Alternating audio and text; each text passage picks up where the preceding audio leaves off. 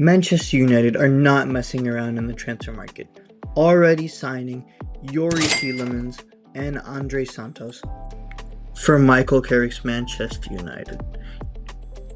The most likely target is going to go for next is Manu Kone. As reported by Fabrizio Romano on the 14th of July, which happens to be very soon from here.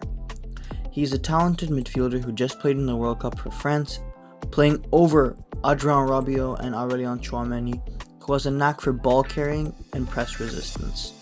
But that begs the question, who should Man United sign? Manu Kone or Eduardo Camavinga? I'm not just going to stop there. We're going to bring up options like Carlos Baleba from Brighton, Alex Scott from Bournemouth, and even Aurélien Tchouameni. Oh, but no. He signed a new contract until the year 2031 Real Madrid and is confirmed to not be leaving, and staying and playing for a spot under Jose Mourinho. I went ahead and looked at these guys' transfer market reports to see their value, as Man United would ideally sign someone under 100 million, wanting to pay a more reasonable fee under Ineos. Alex Scott has a value of 50 million as listed on transfer market, but Bournemouth are expected to ask for 80 million pounds to get his signature and leave the club this summer.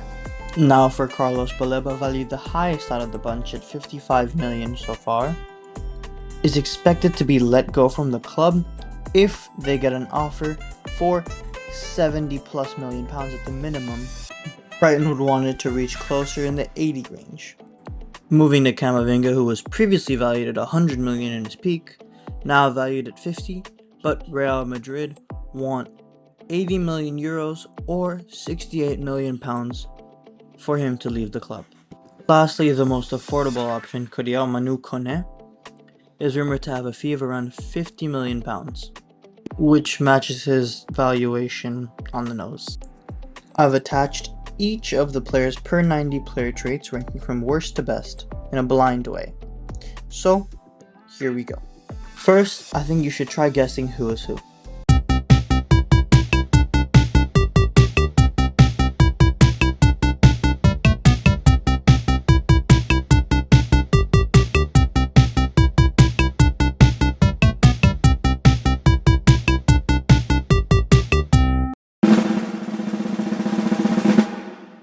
Last is Carlos Baleba, literally only having defensive contributions and aerial duels won as anything good.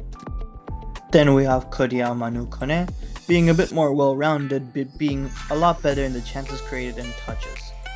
So, overall, a more offensive midfielder.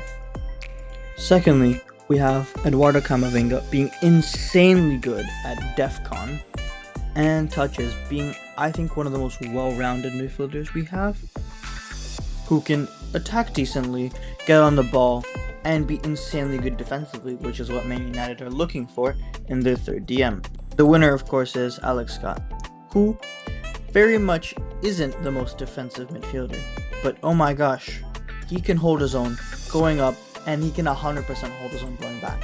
He's an elite offensive deep-lying playmaker who I think will be great. After considering all the factors as in likelihood, price, and performance, who do I think will be the perfect signing for Man United? Eduardo Camavinga. I think for the price, you can't get better. He's a Champions League winner, a French international, and has played in and out constantly and battled for one of the biggest, if not the biggest club of all time. He fits the mold perfectly as Man United are looking for the most defensive of the three options to be now, as Yuri Tielemans being a very offensive deep-lying playmaker compared to the likes of Andre Santos, who I would say is very balanced along with Kobbie Mainoo, because Andre Santos can play the 6 and be deep a holding midfielder.